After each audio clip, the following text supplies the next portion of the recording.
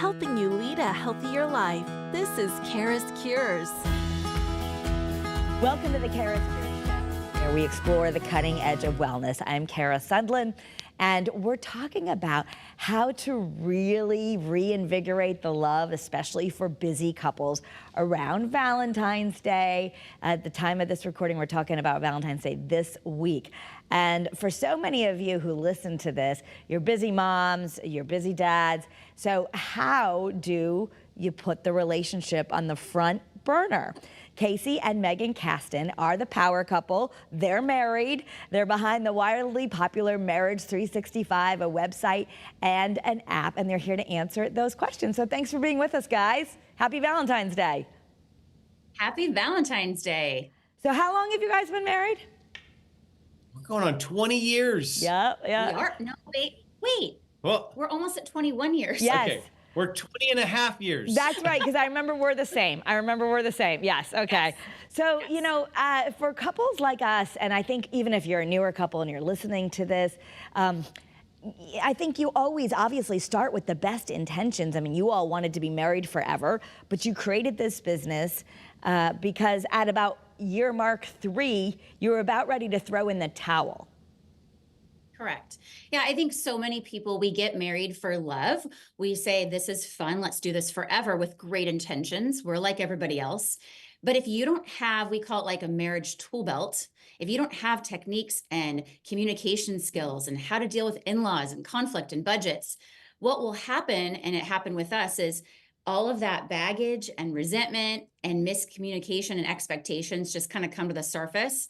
And then couples will grow apart. They'll fall out of love. Yeah. Okay, so let's talk about number one. If you're a busy couple, what do you think the most important thing is to do to kind of reinvigorate that feeling of love? Well, connection time is really, really important. And the way to get to connection time sometimes is just dealing with the transactional parts of life, or the blocking and tackling, the logistics of life. And so we use the weekly marriage business meeting as a way for us to set the right tone and expectation for the week. And then through the week, it actually gives us the freedom to then actually connect on a heart-to-heart level, this connection time. Yeah, we make time for the people and the things that matter. And if we're always busy, and there's always going to be something that comes in the way of our marriage and our relationship. And so we have to schedule it. Even the marriage experts. Yes. We sit down every Sunday night and we map out the upcoming week and schedule that time together. Right. We've talked about that was really more, and that makes sense because then you don't have to spend all of your precious time talking about who's picking up who and what are we going to eat and all those. I mean, the problem for busy couples, probably, if you've been married as long as we have, it's not so much the love. I'm guessing that's pretty solid if you've been married for a long time, but it's that feeling of not being stuck or not being in that mundane rut of parenting and all the things and wanting to do these special things, but not showing how are we going to find time for that. Absolutely. I mean, marriage is very mundane. It can feel very boring. And I think a lot of times couples, they get stuck doing the same things. And so you want to break out of it. And I think Valentine's Day is a great opportunity to break out of that rut, to say, you know what, I know it's kind of a Hallmark holiday, but let's do something that we haven't done in a long time. Okay. Or maybe let's do something that we did when we were dating that we loved, and let's start incorporating that now. Yeah, and that's one of the tips you have is we should try to learn something new together.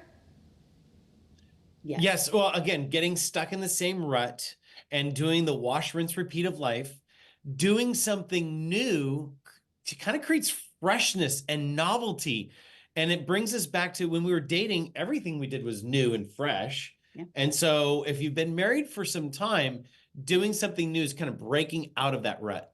Yeah, I mean, for us, like we've done dance lessons together.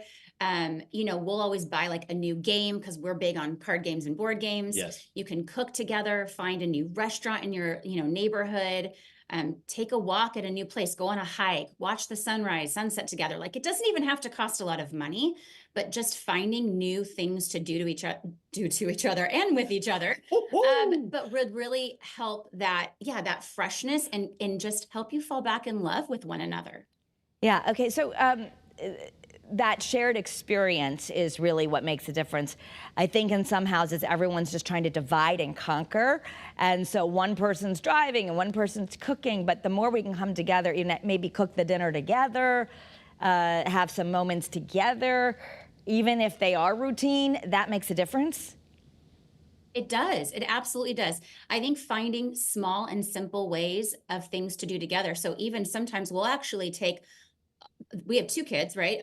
Both kids in the car, and we'll drop them off at practice together. At least we're having conversations in the car.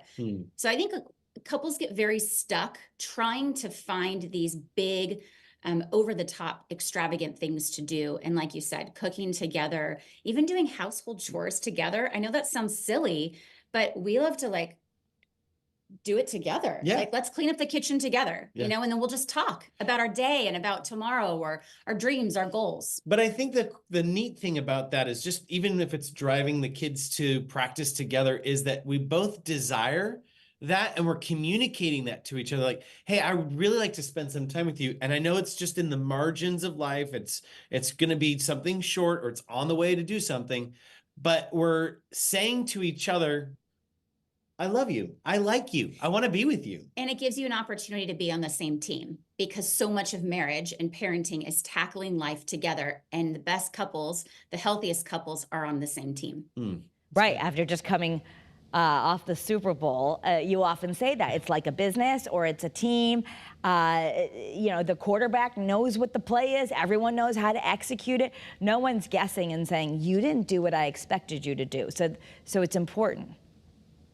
Yeah, well, so if you don't do the weekly marriage business meeting, then you are kind of starting off the week just saying, all right, go do what you're supposed to do, but you're not on the same page. And setting the right expectations actually is kind of the birthplace for a lot of conflict in relationships. If you don't have the right expectations over each other, you're going to find each other missing and being in conflict with one another. It's either unmet expectations, uncommunicated expectations, or unrealistic expectations. And I'd say that's our biggest fight. One of our biggest fights, other than parenting, is missed expectations. If we don't clearly communicate that, and we assume something of each other, we get into fights. Yes. Yeah, and so let's talk about fights. Normal couples fight, that's healthy, it's okay? Well, you're 2 very different people, and there's nothing going to change that. I am who I am, and I'm the fun, spontaneous person. Meygan's a little bit more the organized. She needs the structure.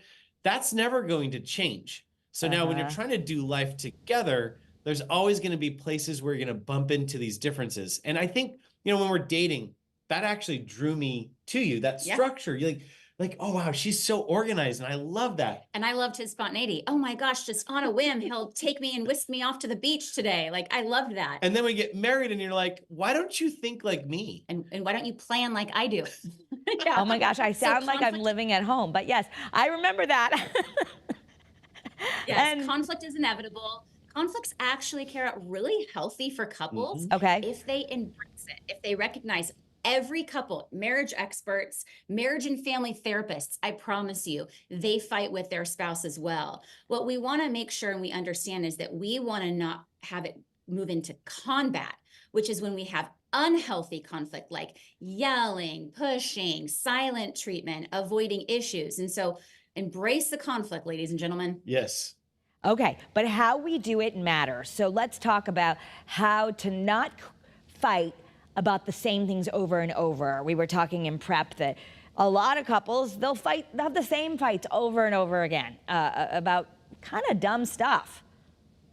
Yeah, so the flow chart that we always kind of share with coaches, with couples that we coach is, you're communicating at a certain level about, the life or any topic. But then there's a point where you have 2 different perspectives to that topic. And that's where you find yourselves in conflict. Again, healthy, normal, part of every relationship. The key is you have to be able to take each other's perspectives, get curious, right? And embrace that you're different. Now, couples that don't have tools, that don't know how to have the right mindset to say, we're in conflict, that's still okay. Couples can take it personally. Then they get defensive. And we move from communication to conflict. And now we move into combat, where I'm taking things personally, and we start to use really bad techniques like shaming comments, critical comments. We're stacking the deck by giving them the 5 different things that they got wrong instead of just dealing with one topic. And so when couples are in that state, that's kind of maybe the fighting that we talk about or that we hear about. Because again, I don't want to say fighting is conflict. Conflict's healthy, and that's okay. But once you move into combat, now we're in territory where we're actually destroying trust.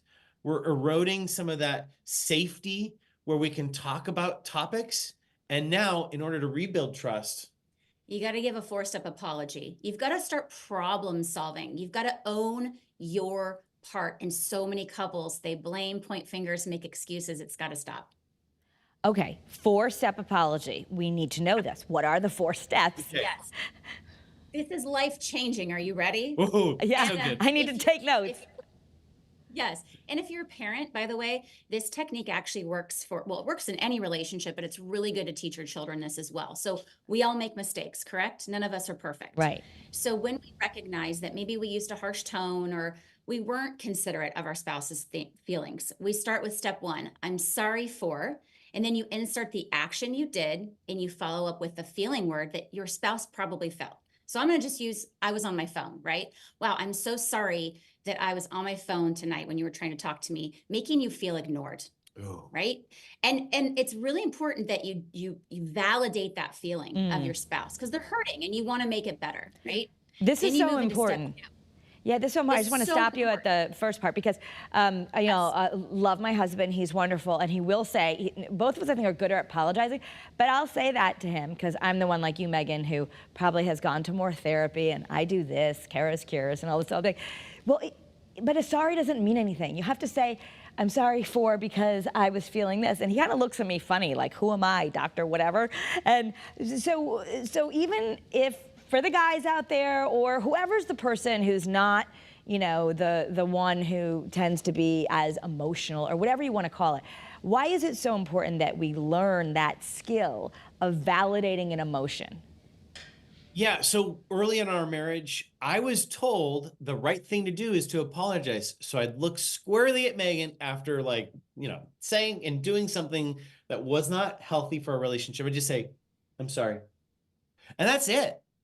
And it was vague. It didn't say that this is what I'm taking ownership for. It didn't validate the emotional state that I put her in. Because validation helps heal the pain. Yeah. That's why it's so important to validate. So part of it is the ownership and being accountable for what you did, whether you meant to or not.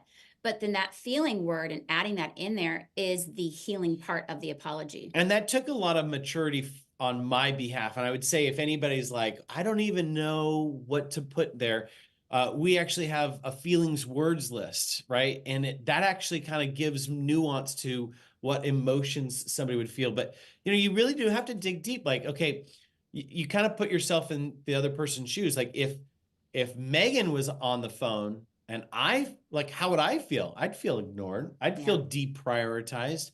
So part of preparing that 4-step apology is actually also it's almost like a seat of empathy is like, how would I feel if it was the other way around? Yeah. Well, or vice versa. My husband might say, well, I don't think it would bother me. Like, we're sitting here together. But if you're someone who's like sitting here next to each other is not the same as having 100% attention, because part of what we're doing is distraction-free moments to deepen connection, right? Right. And so that actually moves us into the second part of the 4-step apology. And that was to say, I was wrong, right? To be able to take ownership and responsibility for our actions, whether I intentionally meant to do that to Meygan or not, doesn't matter in the 4-step apology, because what matters is she's hurting.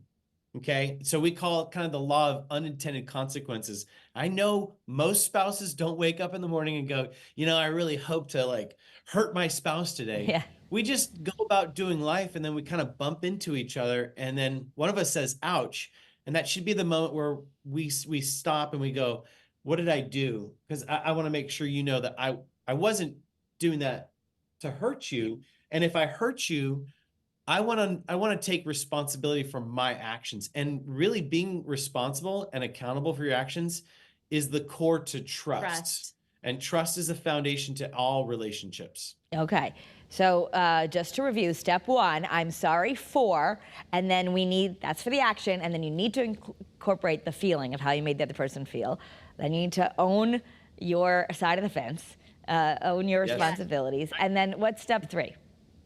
Step three is my favorite. How can I make this better? This is when couples they get to brainstorm together ways that this cannot happen anymore. So we were talking about earlier, right? That there's a fight cycle. We fight about the same things. Yeah. Couples are missing step three because it's not enough just to say, I'm sorry for being on my phone and hurting your feelings, making you feel ignored. That's great. That's going to feel validating. And then even to say I was wrong, like that accountability. But now it's, what are we actually going to do? What's the practical application? What's the love in action to make sure that we're not going to have the same apology in a week and you think that you can just keep saying you're sorry for the same thing. So then, for example, this was a real issue in our marriage. We talked about, what if we do tech-free Tuesdays and Thursdays? I love that. Or what about if it's something serious that we have to talk about as a couple? What if we both put our phones on silent and we give each other, uninterrupted time? So you just start brainstorming. And when we say brainstorming, there can't be any bad ideas yet. You're just coming to the table, both of you, having a conversation, trying to problem solve how to make sure that this doesn't happen again. And this isn't retribution, like, I need you to serve me breakfast in bed for the next 3 mornings, okay? Because you're on your phone. This is just creative ways of saying, I don't want us to fight about this again. Yeah. I don't want us to have to constantly be in conflict about this issue when we can solve it together as a team. And then you try it out, one of the brainstorming ideas, live it out for a week or two, and then check in with each other during that weekly marriage business meeting and say, hey, how did it go? Do we need to change anything? Do you think it's working for us? Yeah, okay. So that solution is that's the part where maybe you don't keep fighting about the same dumb stuff. That's maybe not gonna land you in a divorce court, but it's annoying to both people and you feel silly fighting about the same things, but that's because we're not solving the problem. Okay. Yeah. Exactly. All right. So step 4 in the 4-step apology is? Will you forgive me? So now you're extending that, hey, I made a mistake. I've shown you I'm sorry. I've validated your pain. I've taken accountability. We've talked together as a couple and have brainstormed some ways. We're going to try them out. Let's see if they work. But now I want you to know, I hope that you can let this pain go. And we could talk for 4 days about forgiveness and that concept, but really in a nutshell, it's a choice to let your spouse off the hook for the pain they caused you. It's very, very difficult for a lot of people. This guy's really quick to forgive. I'm more of a grudge holder. I'm working on it. He's been a really good example for me. Thank you. But now it's up to the spouse to say, you know what, I'm either going to choose to forgive or I need some time. And that's okay if you need time to forgive, by the way. And couples that are living in unforgiveness are basically carrying the pains from the past into the present. And when they make decisions or they look at each other, they're kind of looking through that. All of our coaching for all these years is that couples start to grow apart the moment that they live in unforgiveness, because that's that hurt, that's that trigger that they carry with them. And to unlock the potential and unlock that freedom and connection and love is actually going back to that place of unforgiveness. And you put a 4-step apology right there, land it right there in the middle, and it starts to unlock newness for a couple. Yeah. Okay, so that pain point, that if you were to just slow down and say, what am I really still getting triggered about? And maybe it's something that happened years ago. I know that there are some things that people would say, physical abuse or constant cheating. Those are different issues, and I imagine you help people through that as well. But I guess what we're talking about is the falling out of love, trying to rekindle a marriage that has a lot of good in it. But we all feel it, right? There's maybe something that if you really go back, you're like, I'm still mad at the fact that, I don't know, this is what he always does, or something, or he let me down one time and I'm getting triggered and repeating it, and you may not even be aware. So you want us to, forgiveness is making that choice. I'm not going to let the past influence my present. Yes. Absolutely. And it's very freeing. And forgiveness is one of those things that's really neat, because even if your spouse doesn't give you a 4-step apology, you can wake up that day and say, this pain that I'm harboring in my heart, like, it's affecting my marriage. It's affecting my sleep or my personality, and I don't want it to anymore. And you can choose to let go of that pain on your own. It's a beautiful process. And of course, at Marriage 365, we walk you through that if anyone gets help and needs help for that. And Kara, let me give you the quick and simple cheat for forgiveness. Okay. Is actually about journaling. And this is something I encourage my couples to do. If they're working through forgiveness, grab a little journal, put it by your bedstand, and in the morning time, I want you to write 5 positive things about your spouse. Okay. And that is one way to it's a hack for forgiveness. If Yeah, it anything. kind of tricks your brain. Because when you start waking up every single morning and you're saying positive things of your partner, it's hard for you to then actually think negative thoughts. So it's almost, you're kind of rewiring your subconscious. Yeah. So I think we each have different triggers, right? Depending on how you grew up. So, over silly stuff, I'll use my own example. Like, my husband and I are very different. I get definitely triggered with mess and chaos. I don't like it. And so I'll stress clean or whatever. And then I'll end up getting mad at him that he's like throwing his stuff everywhere, or that the kids are going to turn out to be messy. Stupid stuff. But mess does not bother him. He's like, I'm doing this for you, but I don't care if the bed's made. So people talk about my triggers, and that's becoming more commonplace, right? Everyone's triggers. Should we be worried about the other person learning our triggers, or we're responsible for our own triggers? How do we deal with triggers? Well, it's really important to know each other's triggers. Casey knows my number one is lying. I am triggered by lying, so he knows that. So you want to actually ask your spouse, are there things that people do? Are there things that I do that trigger you, that bring frustration to you, or that make you feel hurt? So yes, first step is know your spouse's triggers. But yes, you are responsible ultimately for your own triggers. Your spouse can help and support and encourage you and try to help you overcome them. But at the end of the day, you're the only one who knows truly what's triggering you.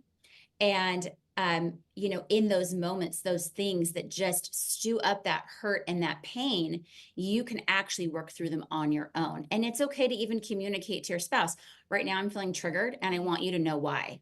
Yeah. If you can go to that level, it's amazing what can happen. It's okay to just throw it out there and say, I'm triggered. Yeah. Well, and that just, the most successful couples have high levels of not only self-awareness, which means you do know your triggers and where they come from, but then also spousal awareness and knowing your spouse's triggers, where they come from, and knowing that story. And that usually takes time. You're asking questions, you're asking open-ended questions about, tell me more about your childhood and how that impacts you. Yeah. And Kara, to use you as an example, underneath your trigger of the mess is probably stems from the fact that you feel out of control when the house is messy. Right. Oh, for sure. Yeah. Right. Like, it just feels chaotic, and then that'll make me feel, yes, that'll trigger me to be in fight or flight. Yes. I have enough self-awareness for that. There's just maybe, I don't know if that's the right thing. That part of me goes, but why do you guys all have to trigger me? Yes. Yeah. And to be, I would say, even to encourage your husband, you've had many conversations, but to even tell him this is what's stemming from that frustration you're seeing come from me. So what are some areas in our home that we can keep tidy for my sake to help me be less triggered, and come up with those as a couple? Yeah. So that's that 4-step apology, which again, if you go to your website, I think it's, do I have it right? Marriage365.com. You got it. Okay, so that's actually a freebie. People can look at the 4-step apology. In our last bit of time together, let's say you think you need some coaching or counseling. Number one, what's the difference between coaching or counseling, and what does it look like when you do it? So counseling is a process that takes someone inside of themselves and helps them process emotions. Coaching's more focused on action-oriented steps. What we found is with individuals, counseling and therapy is really, really helpful, especially if there's deep wounds, or there's been abuse, or there's just a lack of awareness and self-awareness. But couples need more action steps. They need action. Like, what am I supposed to do next? That's why we would say things like, when it comes to couples coaching, you can't just say, well, you should apologize to each other. You need to tell them how to do that. You need to give them practical steps. Or, hey, we just need connection time. Okay, the weekly marriage business meeting. There's a tool that you can actually use. And once you start using that, you're going to start to see change in your relationship. And my best advice would be, if you go to counseling or coaching, whatever you decide, tell the person you're working with what you want to accomplish in the session. If you're not getting the results you want, you're not with the right counselor, or you're not with the right coach. And so we always like to, save people time and money because we're all busy, right? So say, I want to see us communicate better. I need to heal from my past wounds. I want to be able to learn how to talk to my mother-in-law with respect. Whatever that is, the more specific you are, your coach and your therapist will really appreciate that. And we see hurting couples come for coaching, but we actually see a lot of really hungry couples go for coaching, because if you remember, every single great athlete had a coach in their corner, someone that was willing to say, this is the techniques that you want to use. You can work on your swing here or your form there. And every great athlete was willing to receive that kind of instruction. So, and that's sort of what you did when you democratized coaching, I guess, is on Marriage 365. If you're busy or you don't have health insurance, or it tends to be a little bit more affordable, and there's other, would you coach with a couple, or you coach with one person? I mean, I would say we have other coaches on our staff, but yeah, we mostly coach with couples, but we do coach as individuals. And I think it's something that everyone should try at some point, whether you do it with or without your spouse. But do you coach as two people together? Do you coach as two people together, or does the couple see one coach? Oh, I gotcha. Yes, we do have some coaches on our staff where they actually meet. They're a husband and wife team, and they do coaching together. And then sometimes we do coaching together as well. Okay, because maybe, I don't know, maybe there's a couple that says, I want a male perspective in here, or the other, I want a female perspective. Yes, it actually really helps you feel less triangulated. Usually when there's 3 people in a room, whether it's online or in person, one person feels triangulated and they feel like they're, teamed up on. And so it does help diffuse. And I would agree, it's really helpful to have a husband and a wife perspective, because even us within coaching, sometimes we approach the couple's conflict in a very different way, but the couple needs to see that. And then they're able to see us just talk about it, modeling it. Yeah. Okay, so as we approach Valentine's Day, rather than making this a Hallmark holiday, it might be a time to say, what is the goal? What do we want our marriage to look like in 5 years down there? And what's one thing we can start doing right now? Absolutely. I would say the goal for Valentine's Day is connection and love, right? It's just another day to connect and express your appreciation, love for your spouse. And so what we don't want couples to do is ignore their spouse because it's Valentine's Day. It's a Hallmark holiday. Right. We're going to have to leave it there because we're out of time, but I want everyone to go to marriage365.com. Maybe you can download that 4-step apology and you can start there. But thank you both, Casey and Meygan, and thanks for being here. Have a great day, everyone. We hope this was helpful. Have a great day and be well.